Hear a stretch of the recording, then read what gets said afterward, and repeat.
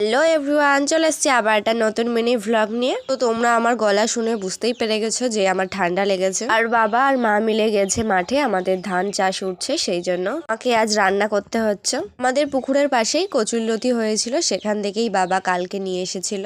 আজকে আমি রান্না করছি। প্রথমেই দেখলে তোমরা যে লতিটাকে আমি প্রথমে ভালো করে ছাড়িয়ে নিয়েছিলাম। আর আজ আমি উনুনে রান্না করছি। আমি কিন্তু ঠিকভাবে উনুন ধরাতে পারি না, কিন্তু তাও আজকে পেরে গেছি। কড়াইয়ে আমি জল বসিয়ে দিয়েছিলাম জল গরম হওয়ার জন্য। জলটা গরম হয়ে গেলেই কচুরলতিটা আমি দিয়ে দেবো। এর মধ্যে আমি আদা রসুন লঙ্কা বেটে নিয়েছিলাম। তখন লতিটা সেদ্ধ হয়ে গেছে, সেটা আমি বের করে নিয়েছিলাম। এরপর কড়াইয়ে তেল দিয়ে দেবো, আর তেলটা গরম হয়ে গেলেই মশলাটা দিয়ে দেবো। আর সত্যি বলতে আমার পেঁয়াজের কথা একদমই মনে ছিল না যে পেঁয়াজটাও দিতে হবে।